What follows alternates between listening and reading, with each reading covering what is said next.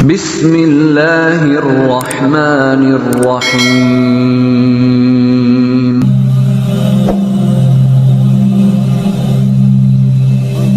Bismillahirrahmanirrahim. Assalamualaikum warahmatullahi wabarakatuh. Syukur alhamdulillah, senang sekali kita berjumpa lagi di channel Cahaya Al-Qud ini.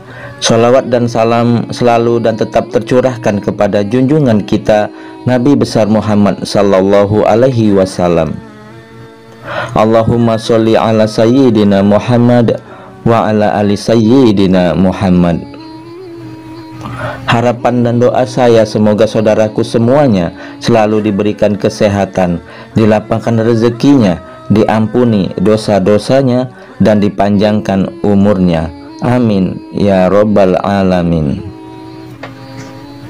Sahabat Cahaya Al-Qud yang dirahmati Allah, salah satu sunnah sholat adalah membaca surah atau ayat Al-Quran usai membaca surat Al-Fatihah. Al-Quran sendiri terdiri dari 114 surah dan 6.000 lebih ayat. Jadi kita semuanya memiliki pilihan surah atau ayat yang melimpah untuk dibaca setelah membaca surah Al-Fatihah, dan semua surah maupun ayat dalam Al-Quran boleh dibaca, mulai dari surah-surah pendek seperti yang ada pada juz 30. Ada pula yang gemar membaca potongan-potongan ayat dalam surah-surah yang panjang, dan ada juga yang membaca surah atau ayat yang disesuaikan dengan situasi ataupun momen-momen tertentu. Misalnya adalah momen di bulan Ramadan, situasi saat dalam perjalanan, dan lain sebagainya.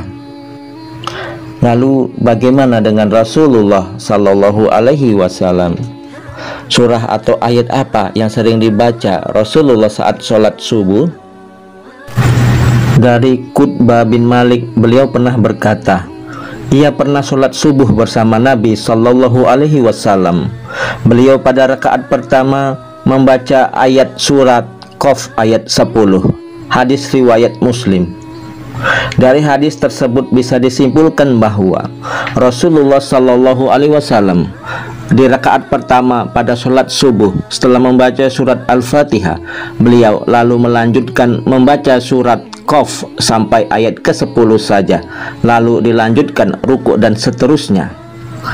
Sahabat Cahaya Al-Qud yang dirahmati Allah, kenapa Rasulullah Sallallahu Alaihi Wasallam membaca surat Qaf pada rakaat pertama waktu sholat subuh? Apa keutamaannya? Isi surat Qaf ini intinya adalah untuk memperingatkan manusia tentang kejadian mereka dan mengingatkan tentang nikmat-nikmat yang diberikan Allah kepada manusia. Begitu juga peringatan tentang hari berbangkit, hari berhisab, surga, neraka, pahala, dosa, dan lain sebagainya, supaya kita selalu ingat kepada Allah bahwasannya akan ada hari berbangkit di mana manusia akan dibangkitkan dari kubur, lalu dihisab semua amalannya dan diberikan balasan sesuai dengan amal perbuatannya semasa hidup di dunia. Bagi yang banyak amal baiknya akan diberikan ganjaran masuk surga, dan bagi yang banyak amal buruknya akan dimasukkan ke dalam neraka dengan segala siksaannya.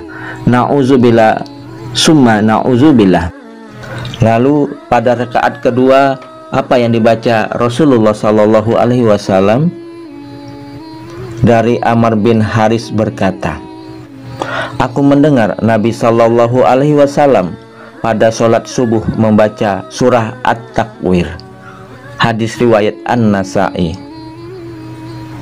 Dalam Quran surah At-Takwir ini pun juga berbicara peringatan kepada manusia tentang hari kiamat. Seolah-olah surah ini ingin menyampaikan pesan kepada manusia bahwasannya keadaan semesta dan alam ketika kiamat datang akan hancur. Terjadi keguncangan di mana-mana. Matahari akan digulung sehingga semesta menjadi gelap gulita, dan manusia tidak akan dapat mengelak dari pengadilan Allah tentang amal perbuatan yang dikerjakan semasa hidupnya di dunia. Sahabat Cahaya Al-Qud yang dirahmati Allah, Apa keutamaan membaca surah At-Takwir pada rakaat kedua sholat subuh? Insya Allah, Allah mampu meningkatkan keimanan kita kepada Allah Subhanahu wa Ta'ala dan memunculkan kekusyukan dalam sholat, bahwasanya kita semua akan meninggal dan akan sangat celaka di saat kita meninggal tanpa bekal amal soleh yang cukup untuk menghadap Allah Subhanahu wa Ta'ala. Untuk itu disarankan untuk kita semua, bacalah doa surah ini saat mengerjakan sholat subuh dan fahami maknanya dengan baik. Insya Allah kita akan menjadi manusia yang senantiasa ingat kepada Allah, selalu bersyukur dan sangat takut untuk melakukan perbuatan dosa. Dan mari kita semua berdoa kepada Allah Subhanahu wa Ta'ala, semoga kita semua selalu dijaga iman dan Islam kita oleh Allah Subhanahu wa Ta'ala, selalu menjalankan perintah-perintah Allah dan menjauhi larangan-larangan Allah. Amin ya Rabbal Alamin. Demikian yang bisa saya sampaikan. Semoga video ini bermanfaat bagi kita semua. Adapun yang benar datangnya dari Allah, yang salah adalah kesilafan dari diri saya pribadi. Kepada Allah saya mohon ampun. Subhanakallahumma wa bihamdika asyhadu an la ilaha illa anta astaghfiruka wa atubu ilaih. Wassalamualaikum warahmatullahi wabarakatuh.